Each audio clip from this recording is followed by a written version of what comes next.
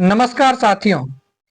मध्य प्रदेश माध्यमिक शिक्षक भर्ती वर्ग 2 के दस्तावेज सत्यापन की प्रक्रिया 8 दिसंबर 2025 से यानी कि कल से प्रारंभ होने वाली है। ऐसे में बहुत सारे अभ्यर्थियों को दस्तावेज सत्यापन का डर सता रहा है कि आखिरकार वहां क्या होगा, क्योंकि लगभग 90% विद्यार्थियों के साथ ये समस्या है कि किसी के में कोई गलती नाम संबंधी हो गई है, किसी के में एक आध अक्षर छूट गया है, किसी के में कंकड़ त्रुटि हो गई है, किसी के फॉर्म में कुछ गलती हो गई है, या और भी बहुत सारी बातें उनके दिमाग में आ रही हैं। और अभी समय ऐसा है कि आप जब भी अपने दस्तावेज उठा करके देखेंगे, खोलेंगे, तो आपको लगेगा कि कुछ ना कुछ दिक्कत मेरे साथ में है। तो यदि आपके साथ में ऐसी कोई समस्या है तो ये आपको जरूर सुनना चाहिए। और वास्तव में अब हमें डरना नहीं है, अब तो जीतने की बारी है। यानी अब तो हम ज्वाइनिंग लेने की कगार पर खड़े हुए हैं, इसलिए हमें डरना नहीं है, घबराना नहीं है।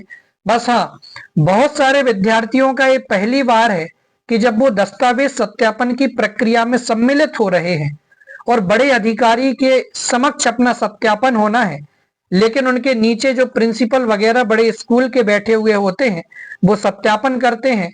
वो आपके साथ बड़े अच्छे से एंगेज होते हैं, आपसे अच्छे से बात करते हैं, आपकी छोटी मोटी गलतियों को अनदेखा करते हैं। बशर्ते वो गलती ऐसी नहीं होनी चाहिए कि जो आपकी रैंक के ऊपर फर्क डाले, जो आपके परिणाम के ऊपर फर्क डाले, जो आपकी ज्वाइनिंग के ऊपर फर्क डाले, या फिर जो पात्रता में शर्तें तय की गई थी उन शर्तों के ऊपर कोई अंतर आ जाए, तो वो भी मैं आपसे आगे बात करूंगा। लेकिन वास्तव में हकीकत यही है कि हम जो सोचते हैं वो 99% गलत होता है।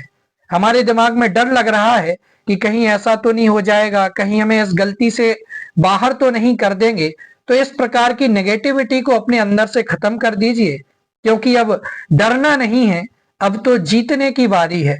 और यदि आपको डॉक्यूमेंट वेरिफिकेशन से डर लग रहा है तो आपको जरूर सुनना चाहिए। देखिए, मैंने आपको पहले ही बता दिया था कि आपके 3 सेट वहां पर लगवाए जाने हैं। जी हाँ, 3 सेट आपके फोटोकॉपी के जो आपने डॉक्यूमेंट लगाए हैं उनके सेट आपके वहां लगेंगे। इसके ऊपर सत्यापन प्रपत्र लगेगा, और भी जो भी चीजें हैं, फाइल भी कैसी लगानी है, वो सब आपको बता दिया है। तो वहां आप जाकर के विजिट करके देख सकते हैं।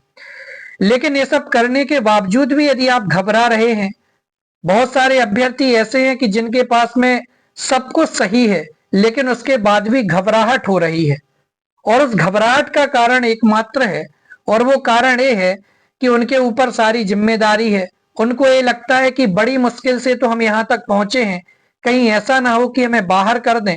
2023 में हमारी पात्रता परीक्षा पूरी हो गई थी और 2025 में ही हमारी चयन परीक्षा हुई है, जबकि ये 2023 में हो जानी चाहिए थी।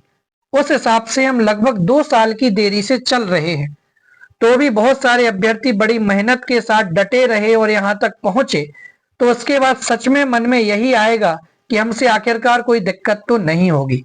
तो देखिए, वहां पर आपके सामने जो पैनल बैठा हुआ दिखाई देगा, जहां पर आपको बुलाया गया है, वो भी समझ लीजिए आपके ही जैसे वो भी शिक्षक हैं, और वो आपको अपने जैसा ही समझेंगे, अपने जैसा ही ट्रीट करेंगे। आपकी वो कोई गलतियां पकड़ने के लिए नहीं बैठे हैं। आपके में यदि छोटी मोटी गलती हो गई है, नाम संबंधी त्रुटि हो गई है या कुछ हो गया है, तो आप उसका एफिडेविट बनवा लीजिए।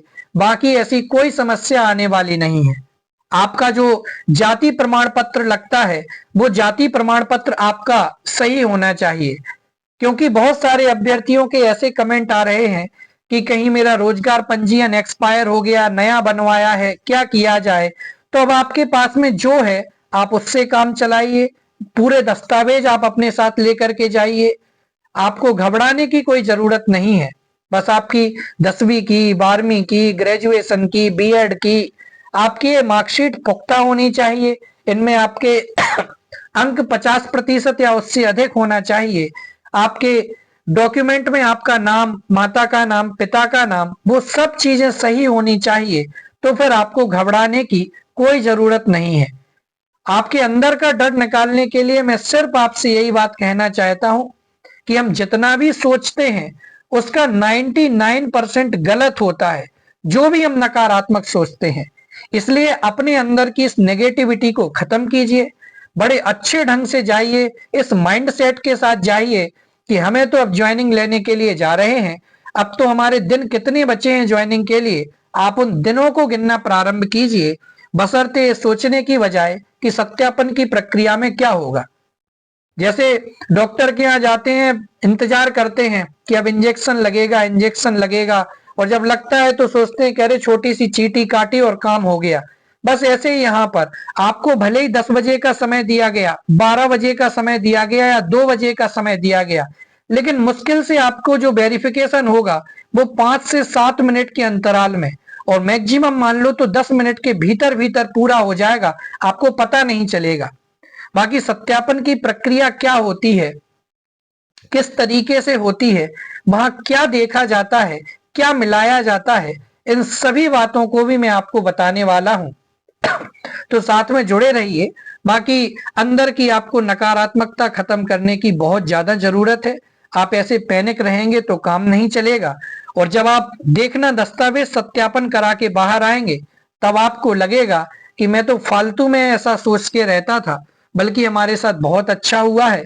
जब आपको वो रिसिप्ट मिलेगी और उसके ऊपर एक्सेप्ट लिखा हुआ होगा, वो आपको रसीद अपने पास में रखनी है, उसे रखिए, अंदर की नकारात्मकता खत्म कीजिए।